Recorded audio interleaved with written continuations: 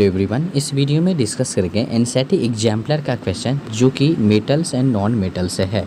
अब NCERT exemplar पढ़ना क्यों ज़रूरी है? क्योंकि आपको मिलाना है क्वेश्चन बैंक से। सारे क्वेश्चन आपके बोर्ड एग्जाम में एग्जाम्पलर से ही आए हुए हैं, तो इसलिए बेहतर है कि हम एनसीईआरटी एग्जाम्पलर का क्वेश्चन प्रैक्टिस कर लें। आपको बिलीव नहीं है तो आप एक बार मिला लेंगे क्वेश्चन बैंक से। जितना भी क्वेश्चन पूछा गया है या तो एनसीईआरटी एग्जाम्पलर से हूबहू आए हुए हैं या उसके टाइप्स के आए हुए हैं। तो चलिए एक एक करके डिस्कस करते हैं। फर्स्ट नंबर क्वेश्चन देखिए, विच of the following property is generally note shown by metals. मतलब यहाँ पे कौन से ऑप्शन में मेटल्स का प्रॉपर्टी दिया हुआ है लेकिन वो प्रॉपर्टी उनमें से शो नहीं करता है, जो कि वो मेटल का प्रॉपर्टी नहीं है। तो जैसे देखिए डलनेस यहाँ पे लिखा हुआ है, डलनेस नॉन मेटल का प्रॉपर्टी होता है, ना कि मेटल्स का प्रॉपर्टी होता है। इस तरह से आंसर क्या हो जाएगा? सी हो जाएगा। बाकी ऑप्शन आप चेक कर सकते हैं। डक्टिलिटी मेटल्स का प्रॉपर्टी शो करता है, सोनरस होता है मेटल्स, और इलेक्ट्रिकल कंडक्शन होता है। सी नंबर आंसर होगा, जो कि डलनेस लिखा हुआ है मेटल्स का प्रॉपर्टी शो नहीं करता है। नेक्स्ट क्वेश्चन पे चलते हैं। क्वेश्चन नंबर 2 देखिए, the ability of a metals to be drawn into thin wire. यानी मेटल का वो प्रॉपर्टी जिसको हम थीन वायर में, जिस प्रॉपर्टी के थ्रू हम थीन वायर में उसको चेंज कर लेते हैं, ड्रॉन कर लेते हैं, वो प्रॉपर्टी क्या कहलाता है? डक्टिलिटी कहलाता है। ये आपको पता है। और थीन सीट में अगर हम चेंज कर लें उसको तो वो प्रॉपर्टी मेलिएबिलिटी कहलाता है। ये आपको पता है। नेक्स्ट क्वेश्चन पे चलते हैं। 3 नंबर क्वेश्चन देखिए, aluminium is used for making cooking utensil. तो अगर एल्युमिनियम का हम यूज करते हैं कुकिंग यूटेंसिल के फॉर्म में, तो ये क्वेश्चन ये पूछ रहा है कि इनमें से कौन से ऑप्शन के कारण, कौन सा ऑप्शन रिस्पॉन्सिबल है कि उस ऑप्शन के कारण या उस प्रॉपर्टी के कारण हम एल्युमिनियम को कुकिंग यूटेंसिल में यूज करते हैं। तो देखते हैं यहाँ पे गुड थर्मल कंडक्टिविटी। मतलब ये कि हम अगर एल्युमिनियम गुड थर्मल कंडक्टिविटी है, इसलिए ही तो हम उसको कुकिंग पर्पस में यूज करते हैं, क्योंकि उसमें अच्छे से हीट पास कर सकता है। तो अगर इसमें अच्छे से हीट पास करता है तभी तो उसको हम कुकिंग पर्पस से यूज करते हैं। नेक्स्ट ऑप्शन देखिए, यहाँ पे लिखा है गुड इलेक्ट्रिकल कंडक्टिविटी। यहाँ पे इलेक्ट्रिकल कंडक्टिविटी का कोई कॉन्सेप्ट ही नहीं है। डक्टिलिटी मतलब थीन वायर का कॉन्सेप्ट तो यहाँ है ही नहीं। हाई मेल्टिंग पॉइंट एकदम सही है, हाई मेल्टिंग पॉइंट होना चाहिए। अगर वो लो मेल्टिंग पॉइंट होगा एल्युमिनियम का तो वो जल्दी ही मेल्ट कर जाएगा, जो कि कुकिंग यूटेंसिल के लिए वो सही नहीं होगा। अगर वो मेल्टिंग पॉइंट हाई होगा तभी तो जाके उसका वो जो है यदि जल्दी मेल्ट नहीं हो पाएगा, यानी हाई मेल्टिंग पॉइंट रहेगा तभी तो उसको हम कुकिंग पर्पस में यूज़ कर पाएंगे। यानी यहाँ पे कौन सा ऑप्शन सही हो गया है? Good thermal conductivity and high melting point. ये दोनों ही ऑप्शन किस ऑप्शन में देखिए ABCD में दिख रहा है आपको? 1 और 4। तो 1 और 4 आपको डी नंबर ऑप्शन में दिख रहा है, तो आंसर डी हो जाएगा। नेक्स्ट क्वेश्चन पे चलते हैं। क्वेश्चन नंबर 4 देखिए, which one of the following metals do not react with cold as well as hot water. मतलब इनमें से ऑप्शन में से कौन सा मेटल है जो कि ना तो वो कोल्ड वाटर से रिएक्ट करता है, ना ही वो हॉट वाटर से करता है, वो स्टीम से रिएक्ट करता है। ये आपको बताना है। तो यहाँ पे देखिए, आपको पता है मैं ट्रिक दिया था LGI। यहाँ पे LGI से आपको याद रख लेना, मैं हिंदी में लिख देता हूँ LGI से ये एल्युमिनियम हो जाएगा, ये जिंक हो जाएगा, ये आई से आयरन हो जाएगा। ये याद रखना है। LGI से ये ट्रिक से याद रखना है कि ये ना ही हॉट वाटर से रिएक्ट करता है और ये ना ही कोल्ड वाटर से रिएक्ट करता है। रिएक्ट किससे करता है? तो स्टीम से रिएक्ट करता है। और आपको ये भी पता है कि जो मेटल स्टीम से रिएक्ट करेगा वो मेटल का हाइड्रोक्साइड नहीं बनाएगा, मेटल का ऑक्साइड बनाएगा। ये भी आपको पता होना चाहिए। तो अब यहाँ से देखिए LGI में आपको कौन सा मेटल यहाँ पे ऑप्शन में दिख रहा है? तो आयरन दिख रहा है, देख सकते हैं। तो आंसर डी हो जाएगा। नेक्स्ट क्वेश्चन पे चलते हैं। Which of the following oxide of iron would be obtained on prolonged reaction of iron with steam. अभी देखा, मैंने आपको बताया, अगर आयरन यहाँ पे देख सकते थे, आयरन यहाँ पे कोल्ड वाटर ना ही हॉट वाटर से रिएक्ट कर रहा था, तो वो स्टीम से रिएक्ट कर रहा था। तो बोल रहा है कि स्टीम से रिएक्ट करके ये मेटल का ऑक्साइड तो बनाएगा, आपको पता है, लेकिन आयरन यहाँ पे किस फॉर्म का ऑक्साइड बनाएगा? तो Fe3O4 वाला ऑक्साइड बनाएगा। ये आपको याद रखना है, ना कि Fe2O3 याद रखेंगे। Fe3O4 यहाँ पे कंफ्यूज नहीं होंगे। Fe2O3 भी ऑप्शन में है, जो कि नहीं होगा, Fe3O4 होगा। अब देख सकते हैं इसका रिएक्शन यहाँ पे लिखा हुआ है, आप देख सकते हैं मेटल का ऑक्साइड बना है और हाइड्रोजन गैस रिलीज हुआ है। तो जो मेटल स्टीम से रिएक्ट करेगा वही मेटल का ऑक्साइड बनाएगा। तो आयरन तो यहाँ पे स्टीम से रिएक्ट किया है, इसलिए आयरन का ऑक्साइड बन रहा था। नेक्स्ट क्वेश्चन पे चलते हैं।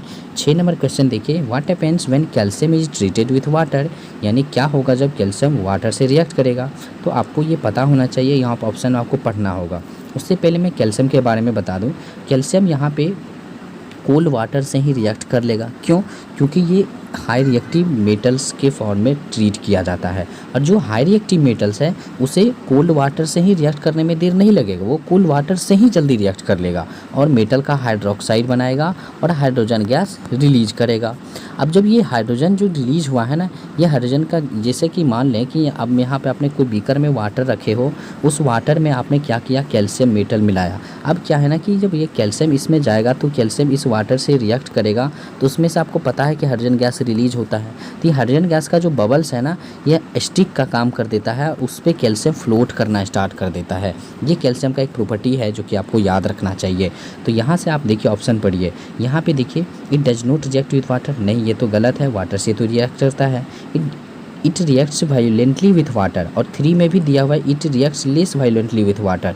वायोलेंटली ये रिएक्ट करता है लेकिन थोड़ा लेस करता है, क्योंकि सोडियम और पोटासियम इतना ज़्यादा ये fast high reactive most reactive नहीं है।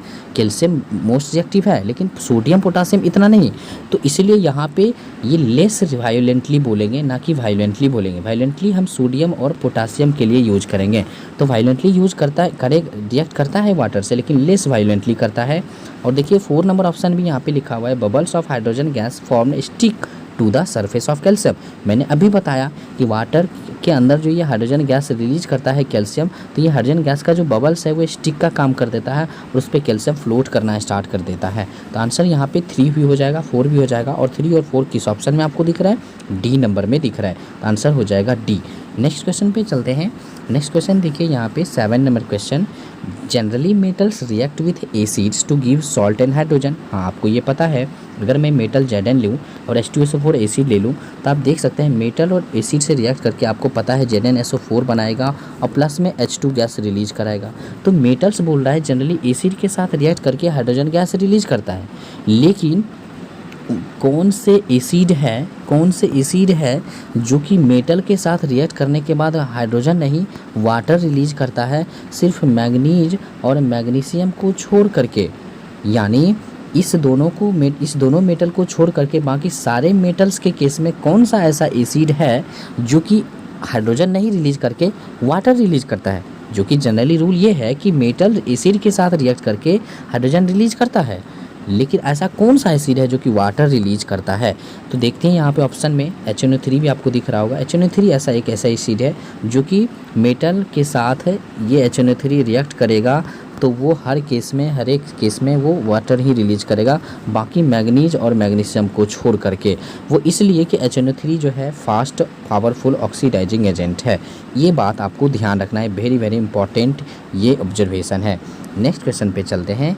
The composition of aqua regia is, यहाँ पे एक्वा रेजिया ये इंपॉर्टेंट है। ये क्या है मैं अभी आपको बताता हूँ। एक्वा रेजिया जो सोल्यूशन है वो सोल्यूशन है कोंक HCl प्लस कोंक HNO3 का, यानी HCl और HNO3 के जो सोल्यूशन बनेगा, इन दोनों एसिड का जो सोल्यूशन बनेगा वो सोल्यूशन एक्वा रेजिया कहलाएगा। अब सवाल ये है कि इस सोल्यूशन में HCl कितने पार्ट में रहता है और HNO3 कितने पार्ट में रहता है। तो अगर मैं 4 पार्ट, टोटल पार्ट अगर 4 मानो, इस 4 पार्ट में 3 पार्ट जो है HCl ही रहता है, मात्र 1 पार्ट जो है HNO3 रहता है। अब जो ये सोल्यूशन बनेगा वो एक्वा रेजिया कहलाएगा। और ध्यान रहेंगे कोंक दोनों में लगा हुआ है, कोंक एसिड दोनों में लगा हुआ है, यानी कोंक HCl रेशियो कोंक HNO3 का जो रेशियो होगा 3:1 होगा।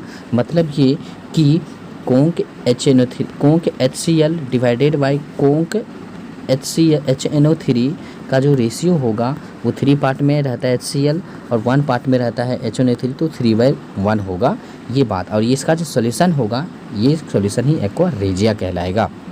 नेक्स्ट क्वेश्चन पे चलते हैं। Which of the following are not ionic compound. Ionic compound वो कंपाउंड जो फॉर्मेशन होता है मेटल और नॉन मेटल के बीच, यानी मेटल और नॉन मेटल का जो कंपाउंड होगा वो आयोनिक कंपाउंड कहलाएगा। तब देखते हैं यहाँ पे ऑप्शन में कौन मेटल और नॉन मेटल का कंपाउंड है। KCl में पोटासियम मेटल है, क्लोरीन नॉन मेटल है, तो ये आयोनिक कंपाउंड है। यहाँ पे सेकेंड ऑप्शन देखिए, यहाँ पे HCl दोनों ही नॉन मेटल है, मतलब ये कोवेलेंट कंपाउंड है, ना कि आयोनिक कंपाउंड है। तो HCl नहीं होगा। CCl4, यहाँ पे CCl4 में भी कार्बन भी नॉन मेटल है, क्लोरीन भी नॉन मेटल है, ये भी आयोनिक कंपाउंड नहीं होगा। नेक्स्ट ऑप्शन देखिए NaCl। NaCl में हाँ ये मेटल है और यहाँ पे क्लोरीन नॉन मेटल है, तो हाँ ये आयोनिक कंपाउंड होगा। तो अब यहाँ पे कौन कौन सा हुआ था आयोनिक कंपाउंड? KCl और NaCl, यानी 1 और 4 आंसर होगा। 1 और 4 किस में दिख रहा है आपको? C नंबर ऑप्शन में दिख रहा है, सॉरी फॉर दैट। 1 और 4 यहाँ पे 1 और 4 आयोनिक कंपाउंड नहीं है, सॉरी यहाँ पे आयोनिक कंपाउंड नहीं पूछ रहा था। तो इसमें से कौन ऑप्शन है जो आयोनिक कंपाउंड नहीं है? तो HCl आयोनिक कंपाउंड नहीं है, CCl4 आयोनिक कंपाउंड नहीं है। मैं फिर से बता दूं, आयोनिक कंपाउंड जो मेटल और नॉन मेटल के बीच अगर कंपाउंड बना हुआ है तभी वो आयोनिक कंपाउंड होगा, बाकी वो कोवेलेंट कंपाउंड होगा अगर दो नॉन मेटल के बीच बना हुआ है। तो HCl और CCl4 दोनों नॉन मेटल है, दोनों नॉन मेटल के बीच बना हुआ है कंपाउंड, तो ये कोवेलेंट कंपाउंड है, ना कि आयोनिक कंपाउंड है। तो आंसर हो जाएगा 2 और 3 यहाँ पे, जो कि आयोनिक कंपाउंड नहीं है, किस ऑप्शन में है? B नंबर ऑप्शन में है 2 और 3। नेक्स्ट क्वेश्चन पे चलते हैं। यहाँ पे देखिए 10 number question, which one of the following properties is not generally exhibit by ionic compounds. यहाँ पे बोला है कि कौन सा प्रॉपर्टी यहाँ पे जो आयोनिक कंपाउंड का शो नहीं करता है। ये शो करता है नहीं पूछ रहा है, यहाँ पे नहीं लगा हुआ है, देख सकते हैं नोट लगा हुआ है, यानी यहाँ पे आपको पता होना चाहिए। सॉल्युबिलिटी इन वाटर एकदम सही है, आयोनिक कंपाउंड वाटर में सॉल्युबल होता है। Electrical conductivity in solid state, ये गलत है। ये मोल्टेन आयोनिक कंपाउंड जब मोल्टेन स्टेट में रहता है तभी जाके वो इलेक्ट्रिसिटी कंडक्ट करता है। क्यों? क्योंकि उस वक्त आयोनिक कंपाउंड में जो आयंस रहता है वो फ्री रहता है, यानी वो फ्री रहता है, और जब आयंस फ्री रहेगा तभी इलेक्ट्रिसिटी संभव है। तो सॉलिड स्टेट में तो आयन फ्री रहते नहीं, वो सॉलिड स्टेट केस में आयंस तो टाइटली पैक्ड रहता है, इसीलिए electrical connectivity in solid state ये लाइन गलत है। इलेक्ट्रिसिटी कंडक्ट करेगा मोल्टेन स्टेट में। आप देख सकते हैं बी ही आंसर हो जाएगा, बट सी देख सकते हैं, आप देख सकते हैं क्या बोल रहा है, high melting and boiling points एकदम सही है।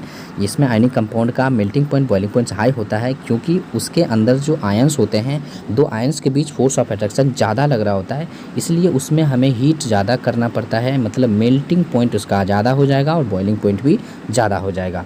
डी देखिए इलेक्ट्रिकल कंडक्टिविटी इन मोल्टेन स्टेट, ये सही है, मैंने अभी आपको बताया। तो आंसर यहाँ पे बी हो जाएगा, जो कि गलत है। नेक्स्ट क्वेश्चन पे चलते हैं।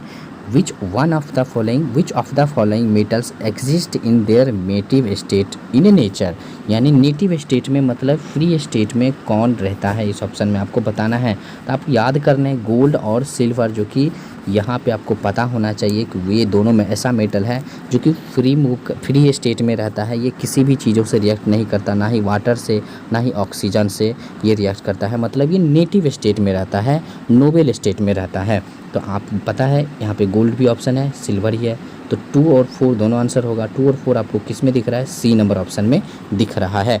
नेक्स्ट क्वेश्चन पे चलते हैं। Metals are refined by using different methods, which of the following metals are refined by यहाँ पे देख सकते हैं इलेक्ट्रोलाइटिक रिफाइनिंग यहाँ पे बोल रहा है। तो इलेक्ट्रोलाइटिक रिफाइनिंग मेथड से किस मेटल्स को हम रिफाइन करते हैं? तो यहाँ पे आपको पता होना चाहिए जो मोस्ट रिएक्टिव मेटल हैं सोडियम और पोटासियम, जिसको हम इलेक्ट्रोलाइटिक रिफाइनिंग के द्वारा हम उसे सेपरेट करते हैं, प्यूरिफाई करते हैं। तो किस ऑप्शन में हो जाएगा? 3 और 4 यहाँ पे देख सकते हैं, डी नंबर ऑप्शन में है, तो डी नंबर आंसर हो जाएगा। नेक्स्ट क्वेश्चन पे चलते हैं। Silver articles become black on prolonged exposure to air, this is due to the formation of. यहाँ पे आपको पता है कि सिल्वर जो है बहुत ज़्यादा दिनों तक अगर वो एयर में रहता है, एयर में प्रेजेंट हाइड्रोजन सल्फाइड से रिएक्ट करके वो Ag2S बना लेता है, सिल्वर सल्फाइड इसका नाम है, जिसका कलर ब्लैक होता है। यानी सिल्वर के आउटर सरफेस पे ये सिल्वर सल्फाइड नाम का एक कंपाउंड यानी लेयर बन जाता है, और ये लेयर का कलर ब्लैक होता है, इसलिए ब्लैक कलर का लेयर चढ़ जाता है। तो आंसर देखिए वो किसके कारण? तो Ag2S होगा, सी नंबर आंसर हो जाएगा।